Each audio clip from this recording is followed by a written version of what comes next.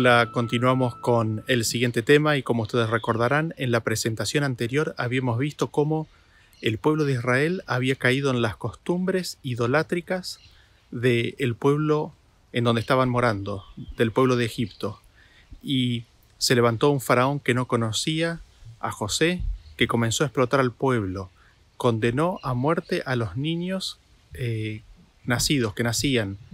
Y es en ese contexto donde Moisés nace, es rescatado por la hija del faraón, es criado en la corte del faraón y a los 40 años, siendo heredero del trono, decide visitar a los hijos de Israel con la finalidad de liberarlos. Y es en esta decisión donde descubrimos que Moisés elige rechazar los tesoros de Egipto a cambio de la comunión con Cristo, a cambio de los vituperios de la cruz de Cristo.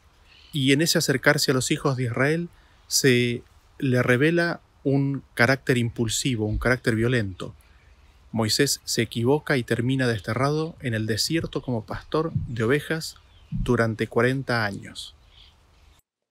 Y así encontramos a Moisés ahora de 80 años, muy lejos de su pasado en Egipto, cuidando las ovejas y llega hasta el monte Horeb o el monte Sinaí como se lo conoce también.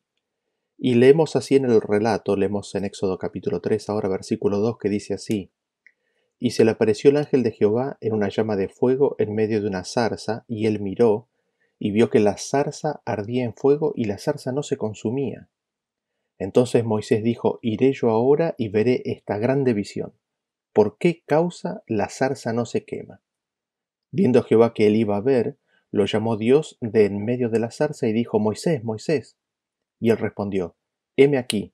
Y dijo: No te acerques, quita tu calzado de tus pies, porque el lugar en que tú estás, tierra santa es.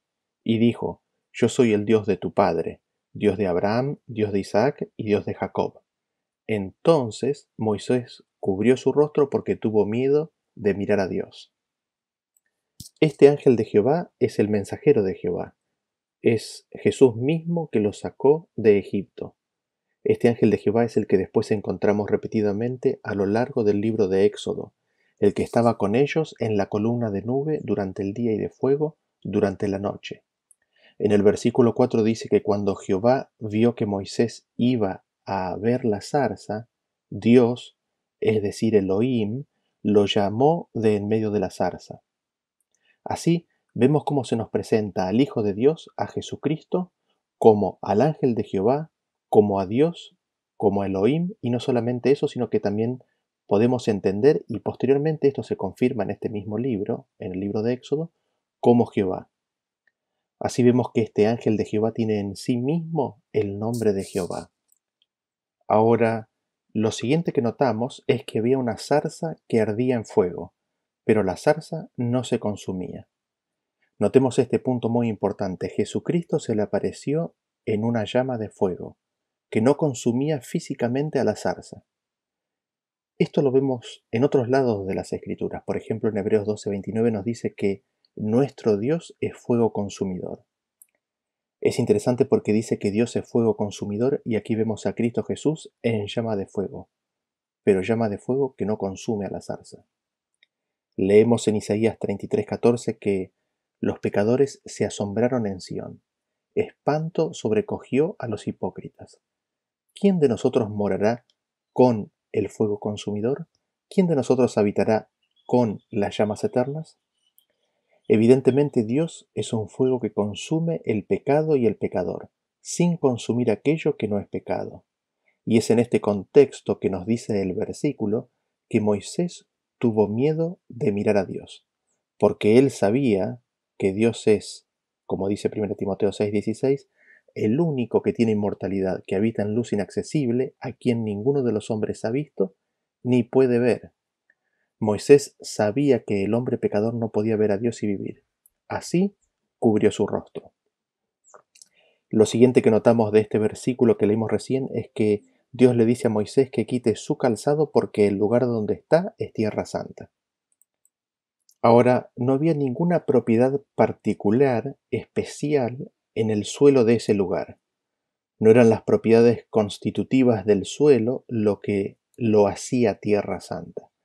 Era la presencia de Dios lo que hacía el lugar santo, porque en Levíticos 11:45 nos dice: porque yo soy Jehová, que os hago subir de la tierra de Egipto para ser vuestro Dios, seréis pues santos, porque yo soy santo. Así vemos que Dios es santo y donde su presencia está, es santo. Es su presencia lo que da santidad. Sin su presencia no hay santidad. Lo siguiente que quisiera mencionar del texto que hemos leído es que aquí se identifica como el Dios de Abraham, el Dios de Isaac y el Dios de Jacob. El mismo que había hecho sus promesas a Abraham, a Isaac y a Jacob, ahora se le aparece a Moisés. Y esta referencia a los padres es una referencia mental automática para Moisés de las promesas que Dios le había hecho a ellos. Así, Dios viene para repetir el mismo pacto hecho con Abraham, pero ahora con el pueblo de Israel. Y Dios continúa hablando con Moisés y ahora le dice, leemos a partir del versículo 10, ven, por tanto, ahora, y te enviaré a Faraón, para que saques de Egipto a mi pueblo, los hijos de Israel. Entonces Moisés respondió a Dios, ¿quién soy yo para que vaya a Faraón y saque de Egipto a los hijos de Israel? Y él respondió, ve, porque yo estaré contigo, y esto te será por señal de que yo te he enviado. Cuando hayas sacado de Egipto al pueblo, serviréis a Dios sobre este monte. Dios se propone a sacar al pueblo de Israel de Egipto. Esta liberación de Egipto comenzaba con una liberación espiritual del pecado y traía consigo una liberación física de la esclavitud. Ahora, lo interesante de todo esto es la forma en la que lo presenta Esteban, lleno del Espíritu Santo. Él dice así, en Hechos capítulo 7 a partir del versículo 2. Varones hermanos y padres, oíd. El Padre de la Gloria apareció a nuestro padre Abraham estando en Mesopotamia antes que morase en Harán, y le dijo, sal de tu tierra y de tu parentela y ven a la tierra que yo te mostraré. Entonces salió de la tierra de los caldeos y habitó en Harán, y de allí muerto su padre, Dios le trasladó a esta tierra en la cual vosotros habitáis ahora. Y no le dio herencia en ella ni aun para asentar un pie, pero le prometió que se la daría en posesión y a su descendencia después de él, cuando él aún no tenía hijo. Vemos ahí que Esteban nos cuenta que Abraham recibe el llamado a salir de su tierra e ir a la tierra que le iba a ser mostrada. ¿Y a dónde va? Dice que pasando por Harán habitó en la tierra que ellos mismos, los judíos de Israel que estaban escuchando a Esteban hablar en ese momento, habitaban esa misma tierra. Es decir, Dios lo llevó a Abraham a morar en la tierra de Canaán. Y a pesar de que lo trasladó a esa tierra de Israel, a Canaán, dice que ese vivir en esa tierra, ni esa posesión sobre esa tierra, es la posesión de la promesa. Esteban, lleno del Espíritu Santo, declara que Abraham, morando en la tierra de Canaán, no había recibido la herencia ni la promesa, ni lo suficiente como para asentar un pie. Sin embargo, nos dice que se la prometió y que se la daría en posesión a él y a su simiente después de él. Así, se nos declara que el cumplimiento de la promesa requería la resurrección de Abraham. Y ahora seguimos leyendo, como dice el versículo, en el número 17, versículo 17 dice, pero cuando se acercaba el tiempo de la promesa que Dios había jurado a Abraham, el pueblo creció y se multiplicó en Egipto. Qué interesante esto. Se acercaba el tiempo de la promesa. Cuando Moisés es llamado a hablar con el faraón, se había acercado el tiempo del cumplimiento de la promesa dada a Abraham. ¿Y en qué consistía esa promesa? Lo leemos en Romanos 4:13, porque no por la ley fue dada a Abraham o a su descendencia la promesa de que sería heredero del mundo, sino por la justicia de la fe. La promesa hecha a Abraham fue la promesa de la tierra. Es decir, cuando Abraham moró en Canaán, en sus días, eso no constituía el cumplimiento de la promesa de Dios. La promesa de Dios era la herencia de la tierra nueva, restaurada, dada en forma conjunta a Abraham y a su simiente. Y dicha promesa fue dada a Abraham y a su simiente. Y Pablo nos explica en Gálatas 3:16 que dice que a Abraham fueron hechas las promesas y a su simiente. No dice y a las simientes como si hablase de muchos, sino como de uno, y a tu simiente, la cual es Cristo. Así vemos que la promesa de la herencia de la tierra, la restitución de la tierra perdida, había sido dada a Abraham y a Cristo y a todos los que son de Cristo. Y habíamos establecido bien todos estos puntos en el segundo, tercer y cuarto tema de esta serie, ¿no? Ahora, siendo que todo esto es así, vemos entonces que cuando Dios se dispone a liberar a Israel de Egipto por medio de la mano de Moisés, Él tenía en vista darles la tierra en heredad y dársela en forma conjunta con Abraham y a la simiente, es decir, a Cristo y a los que son de Cristo. Dios se proponía en ese momento empezar a cumplir la promesa hecha a Abraham. Esto, para que pueda ser posible, requería la resurrección de Abraham. Y no sé si ustedes son conscientes de las implicancias que tiene esto, ¿no? Dios se disponía a libertar a Israel y a ponerlos en una situación tan ventajosa que la simiente, es decir, Cristo, y todos los que son de Cristo, se pudieran manifestar. Dios se proponía evangelizar al mundo entero. Dios se proponía enviar a su Hijo. Dios se proponía cumplir la promesa hecha a Abraham. Y esto significaba la resurrección de los muertos en Cristo, para que puedan recibir la promesa en forma conjunta. El plan de Dios para con el pueblo de Israel era darles Cristo, que sean liberados de la esclavitud del pecado y con la recepción de Cristo, la recepción de todas las cosas, incluyendo la resurrección de los muertos. Esto es lo que Esteban, inspirado por el Espíritu Santo, nos está diciendo cuando él dice que se había acercado la promesa, se había acercado el tiempo de la promesa. Y realmente no sabemos cuánto tiempo habría llevado esta labor. Tenemos como referencia la historia de los 12 discípulos que trastornaron al mundo en una generación. Sin embargo, lo que Esteban nos dice es que el cumplimiento de la promesa hecha a Abraham y a su simiente se había acercado, y el propósito de Dios era la de llevar las buenas nuevas de salvación al mundo entero y cumplir su promesa hecha a Abraham. Habiendo dicho esto, volvamos al discurso de Esteban porque me gustaría darle una vuelta de tuerca más a este concepto, poniendo énfasis en una palabra en particular. Esteban vimos que dijo en el versículo 17 de Hechos capítulo 7, que dijo así: pero cuando se acercaba el tiempo de la promesa que Dios había jurado a Abraham, el pueblo creció y se multiplicó en Egipto. Cuando se acercaba el tiempo de la promesa que Dios había jurado. Así vemos aquí que específicamente es la promesa en la cual Dios interpuso juramento, la cual estaba por cumplirse. ¿Y cuál es la palabra en la cual Dios interpuso juramento? Hay una sola instancia en la cual Dios interpuso juramento para beneficio nuestro, y esto fue luego de que Abraham ofreciera a su amado Hijo unigénito.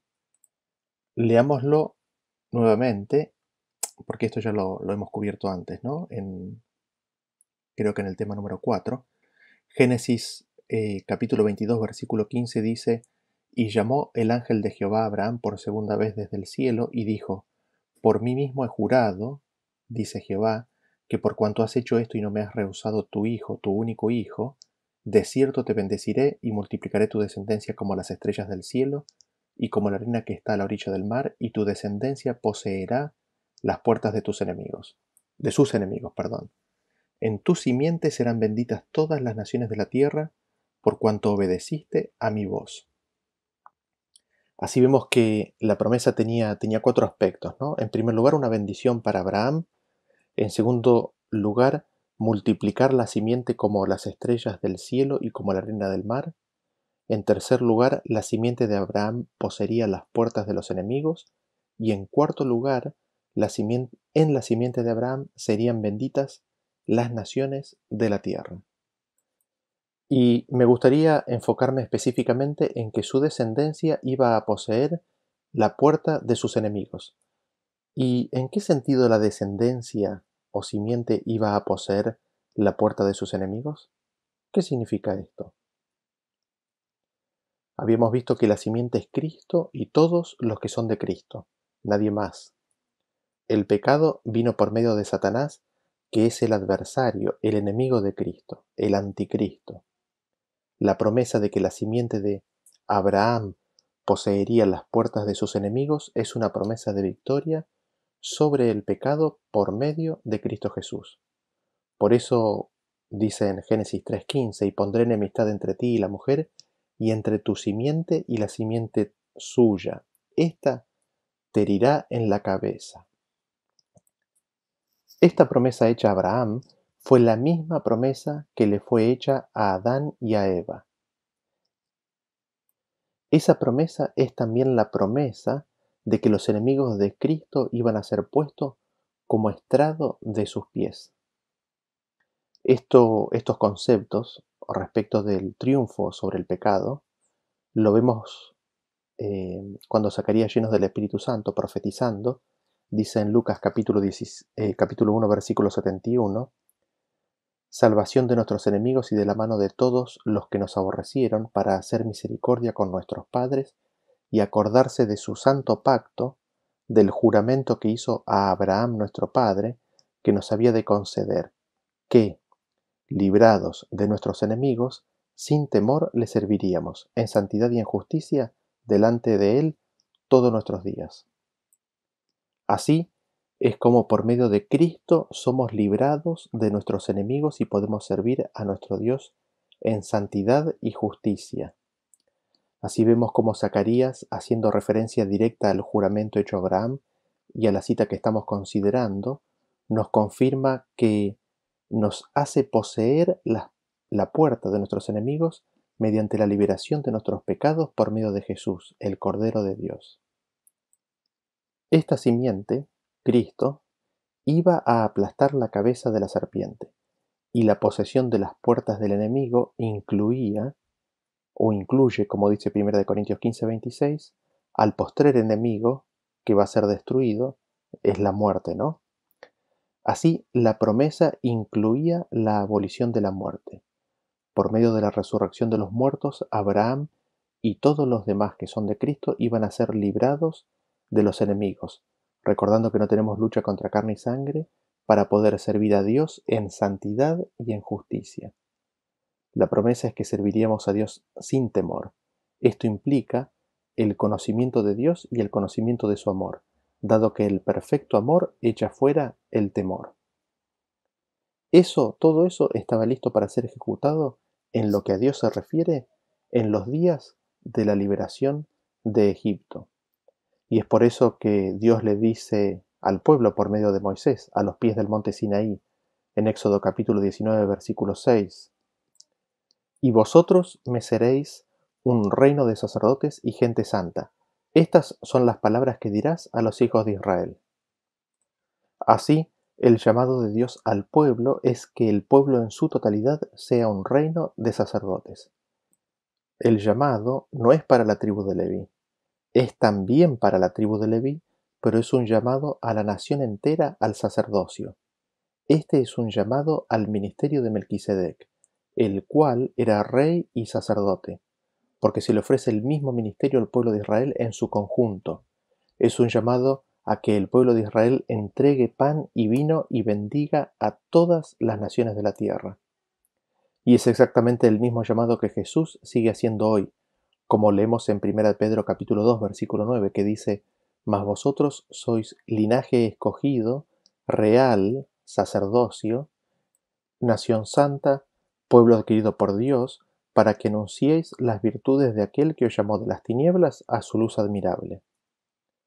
El pueblo de Israel fue llamado entonces a ser luz a las naciones del mundo, con el propósito por parte de Dios de cumplir su promesa hecha a Abraham y a Cristo y a los que son de Cristo, y de darles la tierra por heredad eterna por medio de la resurrección de los muertos, en ese tiempo. Porque el tiempo del cumplimiento de la promesa se había aproximado. Y la primera tierra donde iban a morar era en Canaán, sin que esto constituya en sí mismo el cumplimiento de la promesa. Así le dice el Señor a Moisés en Éxodo 3:7: Dijo luego Jehová: Bien he visto la aflicción de mi pueblo que está en Egipto, y he oído su clamor a causa de sus exactores, pues he conocido sus angustias, y he descendido para librarlos de mano de los egipcios y sacarlos de aquella tierra a una tierra buena y ancha, a tierra que fluye leche y miel, a los lugares del cananeo, del eteo, del amorreo, del fereceo, del heveo y del jebuseo. El clamor pues de los hijos de Israel ha venido delante de mí, y también he visto la opresión con que los egipcios los oprimen. Como habíamos visto que fue con Abraham, la morada inicial de ellos en la tierra de los cananeos, eteos, amorreos y demás pueblos que habitaban en esa zona, no constituía el cumplimiento de la promesa. La promesa era la herencia de la tierra para siempre. Así, el tiempo de que se cumpliera la promesa de Dios con Abraham del pacto eterno se había acercado. Dios intentaba restaurar todas las cosas como habían sido al principio, y es con esa intención, con ese propósito, con esas bendiciones, que Dios se le acercó a Moisés para dar inicio a ese proceso. A todo esto, Moisés le pregunta a Dios en el versículo 13. Dijo Moisés a Dios: He aquí que llego yo a los hijos de Israel y les digo: El Dios de vuestros padres me ha enviado a vosotros. Si ellos me preguntaren: ¿Cuál es su nombre? ¿Qué les responderé? Y respondió Dios a Moisés: Yo soy el que soy. Y dijo: Así dirás a los hijos de Israel: Yo soy, me envió a vosotros. Hay mucho significado dentro del término yo soy, o yo soy el que soy. Incluye, dentro de estos significados, incluye los siguientes significados. Yo soy el que soy, yo soy el que es, yo soy el que era, yo soy el que existe, yo soy el que vendrá a ser, yo soy el que será, yo soy el que está, yo soy el que continúa. Estas mismas referencias las encontramos en el Nuevo Testamento cuando se hace referencia al Dios vivo o al Dios viviente, al que tiene vida en sí mismo. También se encuentran referencias a este nombre en el Nuevo Testamento cuando leemos que dice, hablando de Dios, al que era, al que es y al que ha de venir. Así, vemos que Dios es vida, y no solamente eso, sino que Dios es el que ha de venir.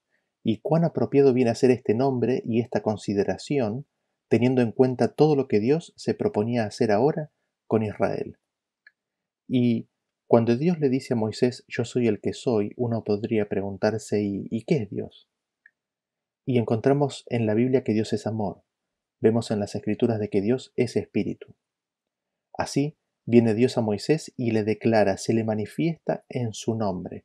Y la manifestación del nombre tiene una connotación mucho mayor que la mera combinación de sonidos. Decimos esto porque leemos en Romanos 2:23 que dice: Tú que te jactas de la ley, con infracción de la ley deshonras a Dios, porque como está escrito, el nombre de Dios es blasfemado entre los gentiles por causa de vosotros. Así, vemos que el nombre es el carácter, y dado que estamos hablando de Dios, el nombre de Dios es el carácter de Dios. Dicho carácter está reflejado o manifestado en la ley de Dios. Su ley de amor es un trasunto de su carácter. Así, la manifestación del nombre de Dios, la proclamación del nombre de Dios, es la proclamación del carácter de Dios. Y es en ese sentido que Jesús, cuando le ora al Padre, dice que Él ha dado a conocer su nombre. Jesús dice: He proclamado tu nombre. Fue Cristo quien en forma perfecta proclamó en su vida, en cada palabra, cada acción, cada mirada, cada gesto, el carácter amable, amante de nuestro Padre Celestial. Así vemos el significado y mensaje del nombre que le es dado a Moisés. Y sigue diciendo en el versículo 15: Además dijo Dios a Moisés: Así dirás a los hijos de Israel: Jehová, el Dios de vuestros padres, el Dios de Abraham, Dios de Isaac y Dios de Jacob, me ha enviado a vosotros. Este es mi nombre para siempre. Con él se me recordará por todos los siglos. Así, vemos que Dios le declara su nombre a Moisés, le declara sus cualidades, le declara su carácter y le encarga a Moisés que declare eso, que declare su nombre a los hijos de Israel. Así comienza un proceso de revelación creciente del nombre de Dios. Primero Moisés, luego Israel, luego al faraón y los egipcios, y que culmina con la revelación que le hace Dios a Moisés en el monte Sinaí en los capítulos 33 y 34 de este libro de Éxodo. Y Dios manda a Moisés a que hable con los hijos de Israel, específicamente con los ancianos del pueblo de Israel, y le manda que les contara que Dios había visto lo que a ellos les estaba pasando en Egipto, y la promesa que encontramos en el capítulo 3, versículo 17, que dice: yo os sacaré de la aflicción de Egipto. Eso es lo que Moisés le tenía que contar a ellos, de que Jehová los iba a sacar de Egipto, de la aflicción de Egipto. Así, vemos la promesa de Dios y la obra que Dios se dispone a hacer. Y el Señor le indica adicionalmente que vayan Moisés y los ancianos de Israel y hablen con el rey de Egipto. Y lo interesante de todo esto es que Moisés, que 40 años atrás estaba tan listo y dispuesto a avanzar con esta obra, ahora no está seguro. Y no entraremos en todo el detalle del diálogo y de las señales que Dios le dio a Moisés. Solo notaremos que cuando Dios da una promesa y hace un pedido, habilita con sus dones al recipiente de ese mensaje. Y Dios llama a Aarón, hermano de Moisés, para que le ayude. Leemos el detalle así en Éxodo capítulo 4, versículo 14, que dice: entonces Jehová se enojó contra Moisés y dijo: ¿no conozco yo a tu hermano Aarón, levita, que él habla bien? He aquí que él saldrá a recibirte y al verte se alegrará en su corazón. Tú hablarás a él y pondrás en su boca las palabras, y yo estaré con tu boca y con la suya, y os enseñaré lo que hayáis de hacer. Y él hablará por ti al pueblo, él te será a ti en lugar de boca, y tú serás para él en lugar de Dios.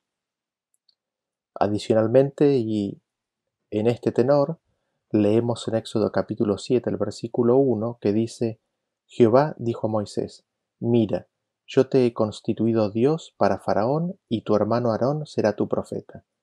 Tú dirás todas las cosas que yo te mande, y Aarón, tu hermano, hablará a Faraón para que deje ir de su tierra a los hijos de Israel. Así, Dios, luego de que Moisés insistiera en su incapacidad, le da una solución basada en la relación que existe entre el Padre y el Hijo. Dios en ellos creó una figura en la cual Moisés es símbolo de Dios, una verdadera representación, porque Dios no puede mentir, de sí mismo, es decir, un ser, una persona. Y Aarón, viniendo a ser la expresión audible de los pensamientos y la palabra de Moisés. Así, de acuerdo al modelo divino, Moisés viene a ser la fuente y Aarón el canal del mensaje. Moisés, imagen del Padre; Aarón, imagen del Hijo. Lo otro que notamos es que Dios promete que iba a estar en la boca de Moisés y en la boca de Aarón, y que él les iba a enseñar lo que habrían de hacer. Es decir, Dios mismo iba a guiarlos tanto a Moisés y a Aarón en lo que habrían de hacer, y cómo lo tenían que decir. Dios mismo allí les declara una promesa que también es novotestamentaria, como leemos en Mateo 10:20, que dice: porque no sois vosotros los que habláis, sino el Espíritu de vuestro Padre que habla en vosotros. Así, Dios habilita a Moisés y a Aarón para que hablen a los ancianos de Israel, al pueblo de Israel y al faraón. Habiendo visto todo esto, ¿cuál es el mensaje que específicamente tenía que ser dado al faraón? Lo leemos en los siguientes versículos. En primer lugar, Éxodo 3:18. Dice así: y oirán tu voz, e irás tú y los ancianos de Israel al rey de Egipto, y le diréis: Jehová, el Dios de los hebreos, nos ha encontrado, por tanto, nosotros iremos ahora camino de 3 días por el desierto para que ofrezcamos sacrificios a Jehová nuestro Dios. Y leemos lo mismo ahora cuando esto sucede en Éxodo capítulo 5, versículo 1, que dice que después Moisés y Aarón entraron a la presencia de Faraón y le dijeron: Jehová, el Dios de Israel, dice así: deja ir a mi pueblo a celebrarme fiesta en el desierto. Y Faraón respondió: ¿quién es Jehová para que yo oiga su voz y deje ir a Israel? Yo no conozco a Jehová, ni tampoco dejaré ir a Israel. Y ellos dijeron: el Dios de los hebreos nos ha encontrado. Iremos pues ahora camino de 3 días por el desierto, y ofreceremos sacrificios a Jehová nuestro Dios para que no venga sobre nosotros con peste o con espada. Y me gustaría destacar varias cosas de estos pasajes. En primer lugar, es que Jehová Dios dice que ha encontrado al pueblo de los hebreos. Es una terminología interesante. La oveja se había perdido y el buen pastor salió a buscarla, y los encuentra perdidos y esclavos en sus pecados y sometidos a una cruel servidumbre. Quizás otra manera de decirlo es que Dios se les apareció, Dios les vino al encuentro. Lo siguiente que quisiera notar es que Dios le dice a Moisés que le pidan permiso a Faraón de su intención de ir al desierto. Notan qué interesante y maravilloso es eso, ¿no? No entran con una patada derribando la puerta y dicen, nos vamos. No, para nada. Tampoco los saca de manera furtiva, sino que Dios, enseñando de esa manera respeto a la autoridad establecida por medio de Moisés, hace una apelación a que se dejara ir al pueblo. Lo siguiente que quisiera destacar de este texto es que el primer pedido al faraón es la de poder ir de camino 3 días por el desierto. ¿Con qué finalidad? Con la finalidad de ofrecer sacrificios a Dios. Y esto es totalmente razonable, dado que los sacrificios que quería ofrecer el pueblo de Israel eran una abominación a los egipcios, con lo cual hacerlo ante la presencia de ellos los hubiese puesto en riesgo de ser apedreados. Es más aún, el pedido para el pueblo de Israel es que los dejen ir de 3 días de camino en el desierto para celebrar una fiesta. ¡Qué interesante! Dios quería llevar a su pueblo al desierto y que allí ofreciera sacrificios y les celebrara una fiesta. Dios estaba planeándoles un retiro espiritual. Ellos no podían estar listos espiritualmente sin que pudieran primero tener un retiro espiritual, una fiesta, un lugar donde pudieran estar fuera de la vorágine propia de la esclavitud y de las preocupaciones diarias y pudieran exclusivamente dedicarse a considerar las providencias, las bendiciones y las palabras de Dios. Como empieza a ser evidente, este pedido empieza a tener ahora connotaciones de libertad religiosa. Claro, existía una demanda laboral. Sin embargo, el pedido es de que se le abra espacio para que el pueblo de Israel pueda tener su retiro espiritual. El otro aspecto que no deja de ser interesante es de que si Dios no pudiese tener esa comunión con su pueblo, si el pueblo de Israel no pudiese tener ese encuentro, la peste y la espada caerían sobre nosotros, dice Moisés, de esa manera incluyendo tanto a la nación israelita como a la egipcia. Es decir, si al pueblo de Dios no se le daba la libertad de culto en la celebración de un encuentro y retiro espiritual, iba a caer sobre todos ellos la calamidad en forma de espada y peste. Todo esto es muy interesante por las implicancias que tiene con respecto al tiempo del fin, pero dejaremos eso para otro momento. Este fue el pedido inicial de permitir al pueblo tener su fiesta, su retiro espiritual y luego volver para que la bendición recibida pueda ser derramada consiguientemente sobre los egipcios también. Dada esta situación, el faraón responde: ¿Quién es Jehová para que yo oiga su voz y deje ir a Israel? Yo no conozco a Jehová, ni tampoco dejaré ir a Israel. Este rechazo, este desconocimiento deliberado de Dios viene a constituir todo un símbolo que se traslada por el resto de la historia, encarnando así la nación de Egipto en esta actitud, el desprecio, el rechazo y el desconocimiento de Dios. Así, manifestado claramente aquí, vemos las semillas del ateísmo. ¿Quién es Dios? Es la pregunta bandera de este pensamiento. Ahora nos preguntamos, ¿cuál era el propósito de Dios para con el faraón y la nación egipcia? Ya habíamos visto anteriormente en la primera parte de este tema la voluntad de Dios para con el pueblo de Israel, pero ¿cuál era la voluntad de Dios para con el pueblo egipcio y su faraón? Y quizás para introducirnos en la respuesta a este tema, miremos este primer versículo. En Hechos capítulo 10:34, Pedro, abriendo la boca, dijo: En verdad comprendo que Dios no hace acepción de personas, sino que en toda nación se agrada del que le teme y hace justicia. Esto, que era verdad en los días de Pedro, También es verdad hoy, tanto como lo fue en los días de Moisés, porque Dios no cambia. Dios es perfectamente imparcial con toda persona y grupo de personas. A todos busca bendecir con su luz y liberación. Él se agrada con todos los que le temen y hacen justicia. Y este agradarse, este no hacer diferencia entre personas, es para con toda nación. No hay ser en este mundo que alguna vez haya sido tratado de una manera parcial por parte de Dios. No. Lo otro que tenemos que tener presente cuando leemos esta historia es que, como dice 1 de Timoteo 2:3, esto es bueno y agradable delante de Dios nuestro Salvador, el cual quiere que todos los hombres sean salvos y vengan al conocimiento de la verdad. Dios quiere que todos, sin hacer acepción de personas, sean salvos. Dios quiere que todos vengan al conocimiento de la verdad. Verdad respecto de Dios, así como está revelado en Cristo, y la verdad respecto de ellos mismos. Leemos adicionalmente en Ezequiel capítulo 33, versículo 11, que dice: Diles, vivo yo, dice Jehová el Señor, que no quiero la muerte del impío, sino que se vuelva el impío de su camino y que viva. Volveos, volveos de vuestros malos caminos. ¿Por qué moriréis, oh casa de Israel? Dios no quiere que muera ningún impío. Dios anhela la vida del impío. Ahora, habiendo establecido esto, recordemos a quién había sido hecha la promesa. La promesa había sido hecha a Abraham y a su simiente, y habíamos visto que la dicha promesa hacía referencia a Abraham, a Cristo y a todos los que son de Cristo.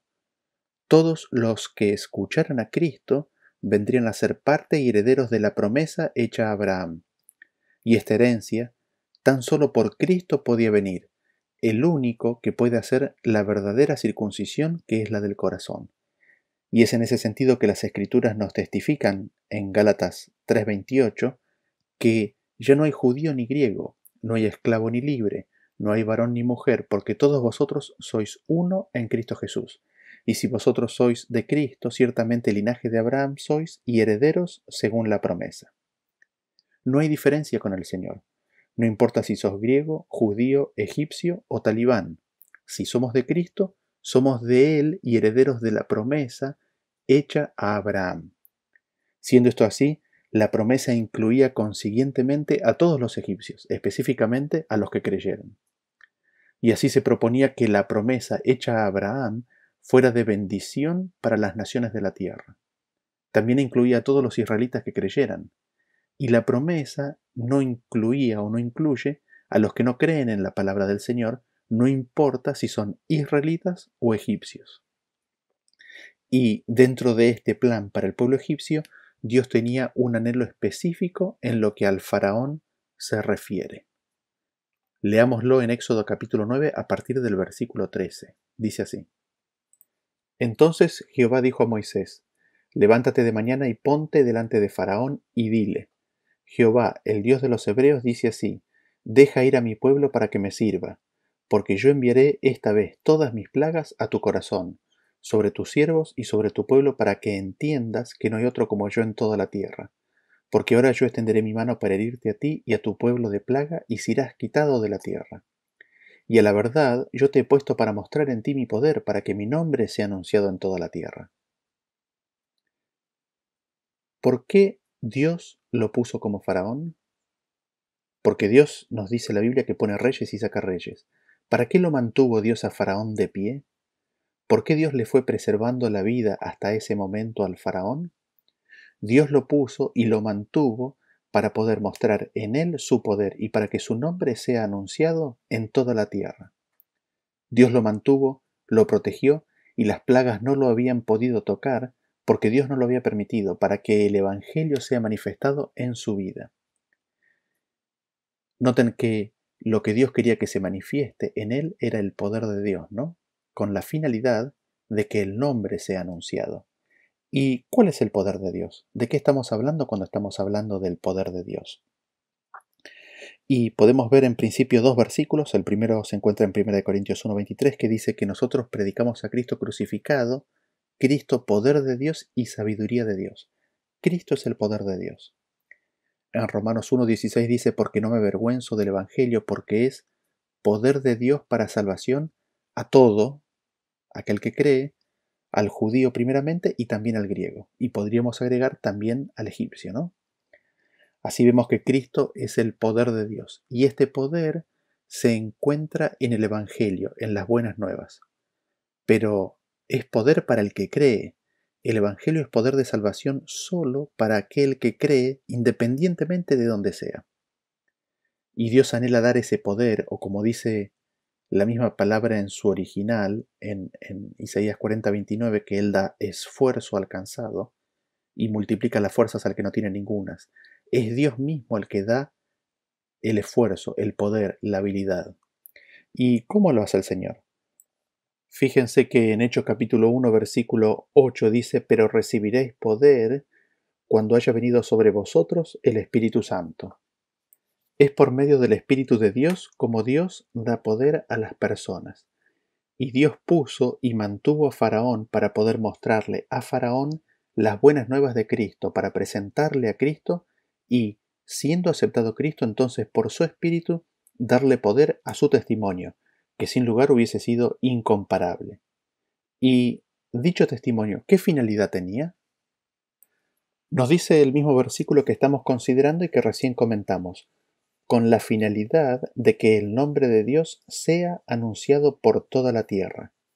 Era la voluntad de Dios de que el faraón anunciara el nombre de Dios, y para eso lo había puesto y lo había sostenido. Como está revelado en la Gran Comisión, el nombre que Dios le reveló a Moisés, que luego éste le reveló al pueblo de Israel y ahora al faraón, era con la finalidad de que fuera llevado a toda la tierra.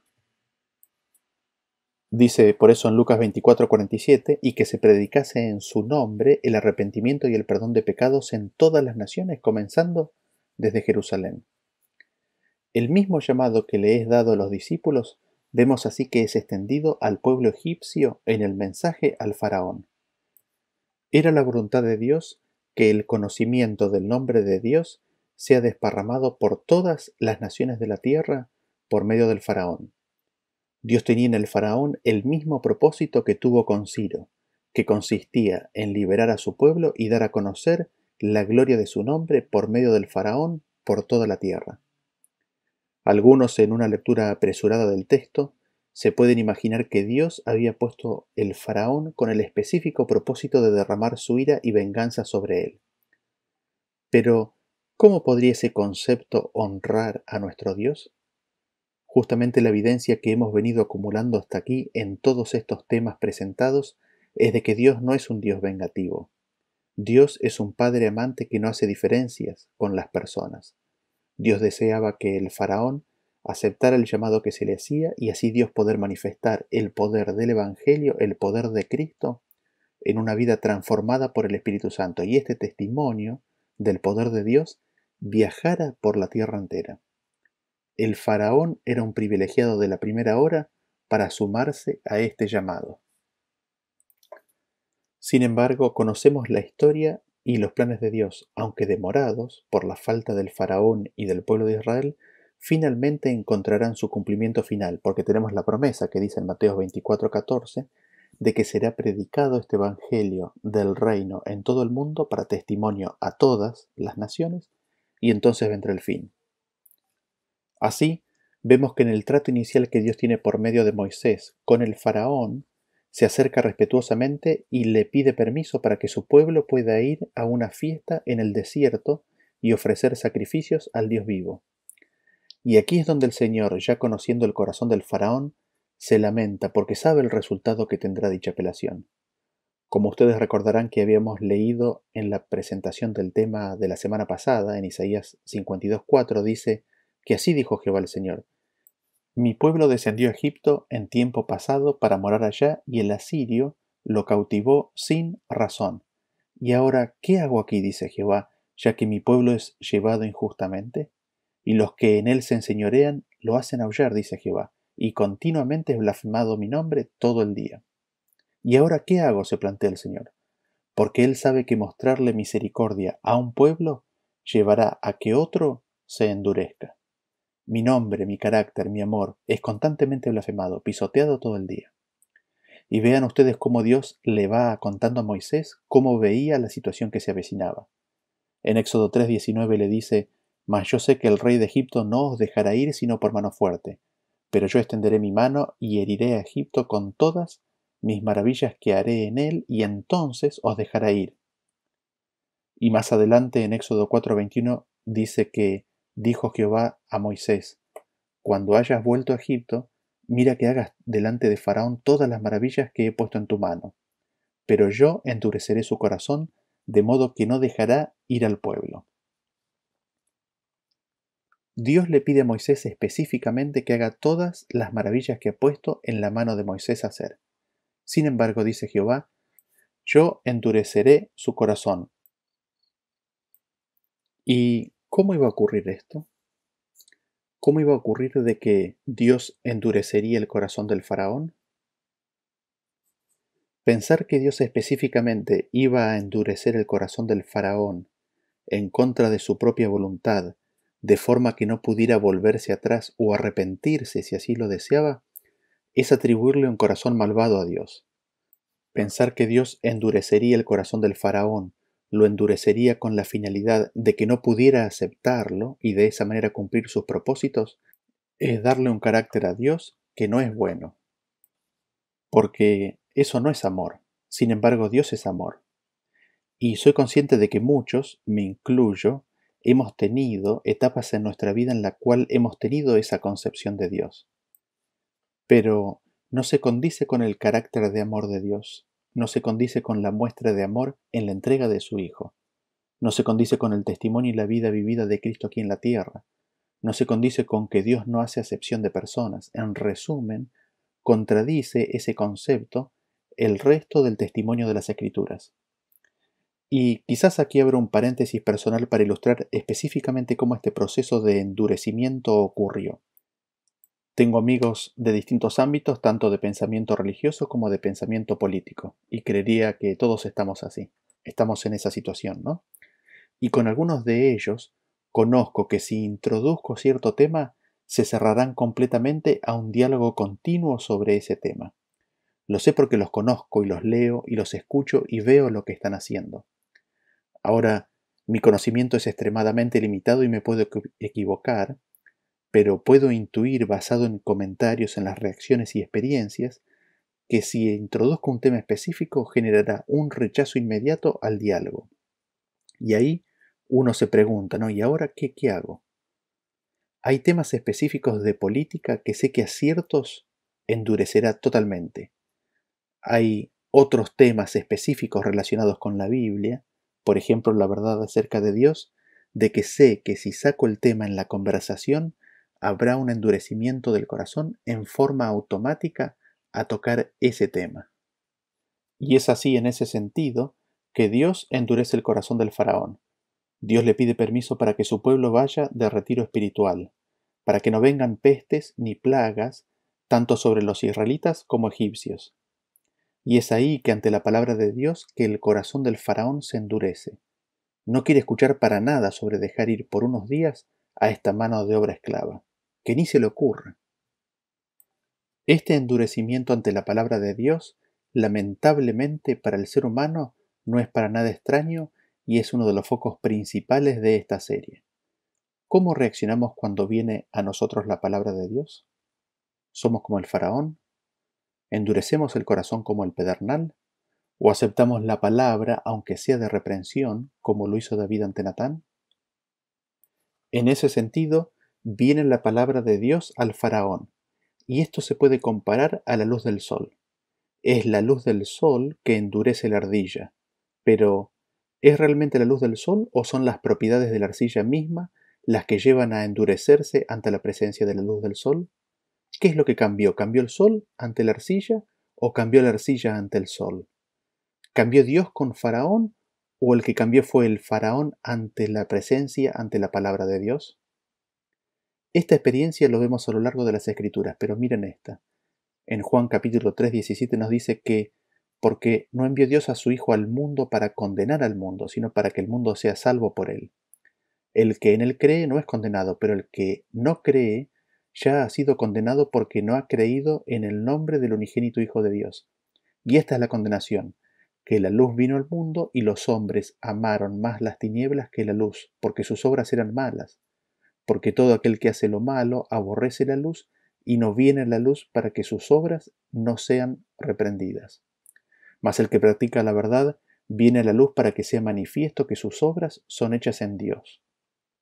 Así, vemos que Dios no envía a su Hijo a condenar al mundo. Sin embargo, la sola presencia del Hijo, de la palabra de Dios en el mundo, genera esta resistencia, este rechazo. Viene la luz, viene Cristo, viene la palabra de Dios. Y algunos aman a las tinieblas y rechazan, crucifican la palabra, luchan contra ella. Otros vienen a la luz y vienen a Cristo. En otro lado, Jesús mismo dijo esto, ¿no? En Mateo 6:23, que dice: pero si tu ojo es maligno, todo tu cuerpo estará en tinieblas. Así que, si la luz que en ti hay es tinieblas, ¿cuántas no serán las mismas tinieblas? Así, vemos que cuando la luz, es decir, Cristo, la palabra de Dios, viene, si es rechazada como tinieblas, cuán oscuras vienen a ser las mismas tinieblas. Es terrible. Así, vemos que la palabra que es de bendición, cuando es rechazada, viene a ser una terrible maldición para el que la rechaza, no porque sea la voluntad de Dios, sino porque rechazan a la única fuente de vida, verdad, luz, gozo, paz y amor. Y sin eso solo queda maldad, oscuridad y muerte. Ahora, Dios le abre un canal al faraón pidiéndole que muestre un poco de misericordia con el pueblo esclavo para que le deje ir a tener un retiro espiritual. Y aquí es donde nos encontramos con otra tremenda paradoja. Esta paradoja está en que es la manifestación de la misericordia de Dios para con su pueblo lo que endurece el corazón del faraón. Egipto había sido enriquecido y había sido llevado a una situación envidiable en el concierto de las naciones con la prudente gobernación de José. El pueblo de Israel contribuyó a la prosperidad de la nación con su presencia y talento en el comercio, y sobre eso, la prosperidad económica de la nación de Egipto había sido expandida sobre las espaldas de la esclavitud hebrea. Y en este contexto, Dios le extiende una mano de misericordia a su pueblo en el pedido que le hace al faraón. Y es esa manifestación de misericordia que endurece el corazón del faraón. El propósito de Dios era bendecir al faraón y a Egipto a través de su pueblo y de la consagración que él mismo obtuviera en el retiro espiritual. Dios se le revela a Faraón y volvemos a repetir, no que la palabra haya fallado, porque Faraón tuvo palabra especial dirigida a él. Es verdad, no era esta una palabra que pareciera suponer prosperidad para el astuto monarca. Pero Dios busca el acuerdo de Faraón. Si lo hubiera reconocido, ¿no habría sido bendecido? Con total seguridad, pues de aquel pueblo, después se diría en Deuteronomio 28:6, bendito serás en tu entrar y bendito en tu salir. Si la entrada con José como esclavo había resultado en bendición, ¿por qué la salida como esclavos no habría resultado también en bendición? Tampoco la bendición de Abraham dejaría de cumplirse, pues en tu simiente serán benditas todas las familias de la tierra, entre las cuales estaba Egipto. Faraón y toda su casa entonces ya habían sido bendecidos y Dios nuevamente se aproxima al faraón para bendecirlo en la salida de Israel. Pero esa bendición el faraón no tendría. Así, al faraón le pasó lo que cuenta el siguiente versículo, que está en Isaías 26:10, dice: se mostrará piedad al malvado y no aprenderá justicia. En tierra de rectitud hará iniquidad y no mirará a la majestad de Jehová. Encontramos en la parábola de los labradores esta historia, donde vemos que la muestra de misericordia genera un endurecimiento o una ofensa en cierto grupo de personas. En espontáneo y desinteresado amor, el padre de familia le da a los de la última hora una recompensa muchísimo más grande de la que podrían pedir. Aquellos que han trabajado más, sujetos a las ideas de las proporciones justas, toman conciencia que ahora deberían recibir más. En relación con el padre de familia, es verdad, no pueden demandarle esto, pero en relación con aquellos que vinieron más tarde, seguramente la justicia, entre comillas, demanda que más trabajo tendría que ser compensado con mayor paga. Cuando esta perspectiva se rompe, se quejan. A pesar de que es por gracia que los otros han recibido más de lo que se han ganado, y de esa forma el concepto del mérito y la recompensa han sido totalmente dado vueltas, aún así se quejan por un sentido de derecho a recibir más. Entonces, utilizan el principio de la gracia para un reclamo legal más elevado. Pero el padre de familia les dice, si vienes con los principios de justicia, atengámonos entonces a la justicia. En Mateo 20:13 le dice, amigo, no te hago agravio, ¿no conviniste conmigo en un denario? Toma lo que es tuyo y vete. Pero para aquellos que quieren que aún se mantenga el sistema de justicia, la gracia y la generosidad y el amor mismo vienen a ser una causa de ofensa. En Mateo 20:15, ahí mismo enseguida dice, ¿o tienes tú envidia porque yo soy bueno? Así, la gracia, el favor, la misericordia manifestada por Dios viene a ser causa de ofensa para algunos. Y esto lo vemos en el faraón, en el endurecimiento de su corazón ante la intención de Dios de mostrar su misericordia para con su pueblo. Así, vemos el propósito de Dios cuando se aproximó a Moisés en la zarza ardiente, el propósito y el anhelo que él tenía en su corazón con el pueblo de Israel, el faraón y el pueblo egipcio. Nos vemos en el próximo tema, donde veremos el éxodo de Egipto. Hasta la próxima.